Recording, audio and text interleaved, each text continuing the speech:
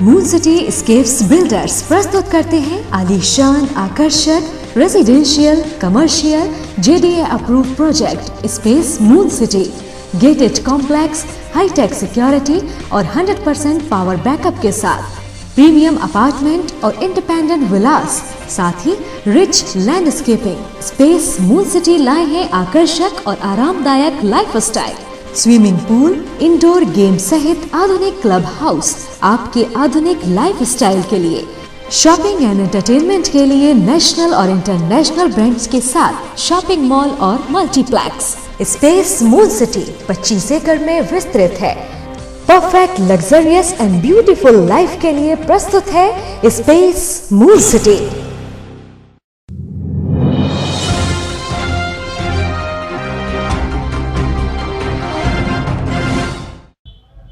नमस्कार, आप देख रहे हैं न्यूज़ BK और मैं हूं आपके साथ नवीन विश्वकर्मा। आज हमें मऊरानीपुर में और यहां युवा नेता आयुष श्रीवास हमारे साथ हैं, उनसे हम चर्चा करेंगे। स्वागत है आयुष जी आपका हमारी खास मुलाकात में। धन्यवाद नवीन जी।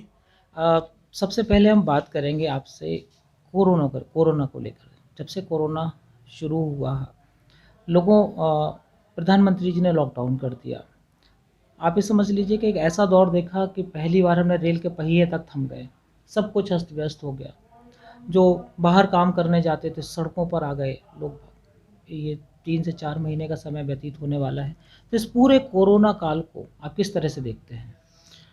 नवीन जी, कोरोना महामारी जैसा कि हम सब जानते हैं कि ये चीनी वायरस है जो चीन से हमारे भारत में और कई देशों में आया है जी। और जब ये इसका भारत में आना हुआ तो धीरे धीरे करके संक्रमण ये लोगों तक फैलने लगा।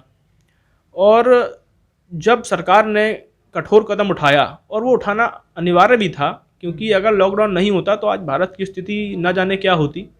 ये तो एक इसको कुदरत का कहर भी कहेंगे कि हर 100 साल में एक कुदरत का ऐसा मार पड़ती है कि हम मानव जाति को एक सीख दे के जाती है, प्रभावित कर देती है। जी।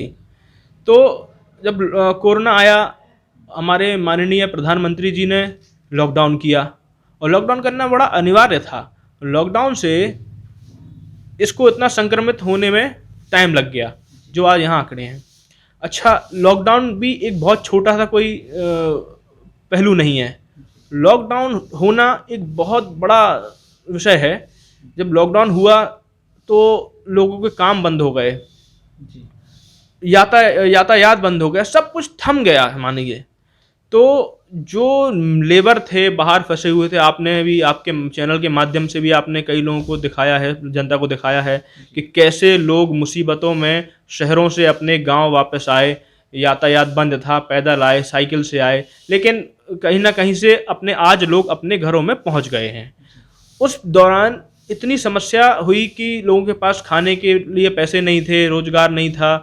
तो जितने भी देश के सच्चे नागरिक हमारे भारत में रहे, मैं उनको सच्चा नागरिक ही उनको बोलूँगा जिन लोगों ने लॉकडाउन में अहम भूमिका निभाई है। क्योंकि ऐसी विपदा में जब विपदा आई तो सरकार, प्रशासन, शासन सब ने मेहनत की, क्योंकि उसमें किसी को भी हम नहीं छोड़ सकते हैं। आम जनता, आपने, हमने देश को बांधने का और देश को एकजुट करने का और देश की मदद करने का काम किया है। जी बिल्कुल, हमने देखा कि जब दिल्ली और बड़े बड़े महानगरों से लोग वापस आ रहे हैं तो बुंदेलखंड के हर एक व्यक्ति ने उनकी मदद की। जरूरी नहीं था कि वो बहुत बड़ा आदमी हो, कोई बहुत बड़ा नेता हो, सभी ने मदद की। अच्छा, इस दौर में हमने भी देखा कि आपने भी सड़कों पर उतर के लोगों की काफ़ी मदद की, और किस किस तरह से लोगों को राहत पहुंचाने का प्रयास किया आपने? नवीन जी, देखिए, हम लोग देश के सच्चे नागरिक हैं और हम लोग एक समाज सेवी लोग हैं। और मैं उन सभी समाज सेवी व्यक्तियों का, और जिन्होंने भी इस अकाल में हमारे देश को मदद करने का काम किया है, मैं उनका हाथ जोड़ के धन्यवाद करता हूं पहले तो। और जब लॉकडाउन हुआ तो मैंने सबसे पहले अपने नगर भ्रमण किया और क्षेत्र में मैं घूमा। मैंने वहां देखा क्या समस्याएं हैं। तो जब रोजगार नहीं रहा, लोगों के पास काम नहीं रहा, तो लोगों को, गरीब लोगों को, मजदूरों को, लेबरों को, और जो गरीब किस्म के लोग होते हैं, क्योंकि मंदिर भी बंद हो गए और सब कुछ बंद हो गया, तो उनको बड़ा खाने की लाले पड़े। तो हम लोगों ने तो कुछ नहीं, छोटा सा एक प्रयास किया था कि हम लोगों ने एक अपना नंबर जारी किया था, उस पे हम लोग जो भी मुझे कॉल करता था, मैंने वो नंबर सोशल मीडिया आपके माध्यम से, कई लोगों के माध्यम से लोगों तक पहुंचा दिया था। जो भी हमको कॉल करता था तो हम उनको आटा, दाल, चावल, नमक का एक पैकेट बना के उनके घर उनको पहुंचा देते थे। तो फिर धीरे धीरे जागरूकता आई इसमें लोगों में, और तमाम लोगों ने, सब संगठनों ने इसमें बढ़ चढ़ के हिस्सा लिया। और लोगों को ऐसा, हमारे मऊरानीपुर में ये हालत रहा, कोई भी गरीब परिवार भूखा नहीं सोया है इसी पहल से। जी बिल्कुल, हमने देखा है ये। अच्छा आयुष जी, बात करूँगा आपसे कि जब से लॉकडाउन शुरू हुआ, कोरोना उस समय तक तो थोड़ा कंट्रोल रहा, लेकिन जैसे ही अनलॉक होना शुरू हुआ, कोरोना की हालत बद से बदतर होती जा रही है। आप देखिए आज की अगर डेट में देखें तो भारत तीसरे नंबर पर पहुंच गया है। हमारे झांसी ज़िले में भी प्रतिदिन दर्जनों मामले सामने आ रहे हैं प्रतिदिन। अब ऐसे में लोगों के पास सबसे बड़ी समस्या है बेरोजगारी की, क्योंकि कामकाज पूरी तरह से ठप है। वो छोटे मोटे काम करते तो कोई चाय नाश्ते का ठेला लगाता था, अब लोग डर रहे हैं उसके पास खाने में। तो ऐसे में बेरोजगारी को लेकर आपके क्या विचार हैं? क्या प्रशासन को इस ओर कुछ ध्यान, प्रशासन को इस ओर ध्यान देना चाहिए? देखिए नवीन जी, भारत विश्व की तीसरे या चौथे नंबर की सबसे बड़ी अर्थव्यवस्था है, और लॉकडाउन बिल्कुल परमानेंटली करना ये भी असंभव था, क्योंकि आप भी देख रहे थे देश की व्यवस्था, अर्थव्यवस्था कहाँ जा रही थी, देश के हालात क्या हो रहे थे। तो वो हमको आगे भविष्य में भी, हमारे आने वाली पीढ़ी को, और उसमें दिक्कतें होती, तो लॉकडाउन खोलना भी ज़रूरी था।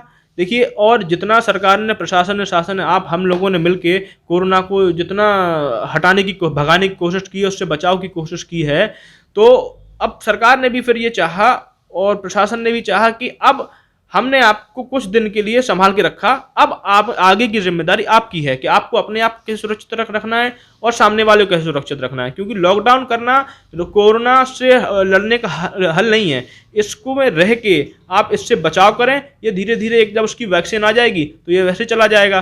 तो और ये बेरोजगारी का तो ये है कि शहरों में सब काम ठप पड़े हैं, लोग आए हैं, तो लेकिन अब कोशिश ये करना है सरकार को, प्रशासन को, कि लोग जो गांव देहात में आ गए हैं शहरों से अपने, वो अपने निजी गांवों में, शहरों में, कस्बों में उनको कुछ रोजगार की व्यवस्था की जाए। और हमारे यहाँ बुंदेलखंड में और उत्तर प्रदेश में तो सबसे कृषि बहुत बड़ा हब है। अगर हमारे लेबर जो आए हैं बाहर से अपनी खेती में, जमीन पे जाके खेती करें और जो अनाज उगता है ये सब करते हैं, सरकार को दें, तो ऐसा नहीं है कि बेरोजगारी रहेगी हमारे यहाँ। पिछले जैसे पहले लोग आत्मनिर्भर हुआ करते थे, बाहर नौकरी पर जाना पसंद नहीं करते थे, कहते थे कि नहीं, हमारे पास जो है, जो ज़मीन है उसमें हम अपने खाने के लिए उगाएंगे।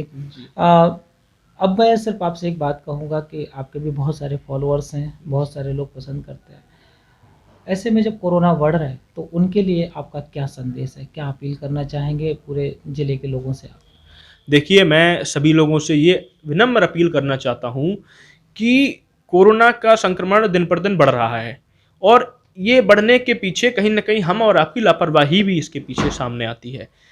अब इसको बढ़ने के लिए हमें सबसे पहले तो मास्क, सैनिटाइजर, सोशल डिस्टेंसिंग और फिजिकल डिस्टेंसिंग का पालन बहुत अनिवार्य है, और जितना हो सके काम से ही आप घर से बाहर निकलें, और फालतू और यहाँ वहाँ गैदरिंग करने का कोई, इसमें आप लापरवाही ना बरतें।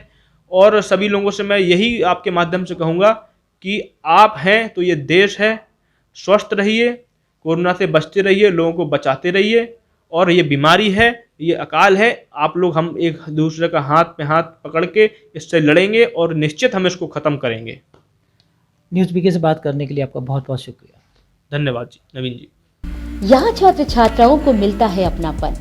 टीचर बनकर नहीं, इनके दोस्त बनकर हम देते हैं एजुकेशन, ताकि रोशन हो इनका आने वाला कल।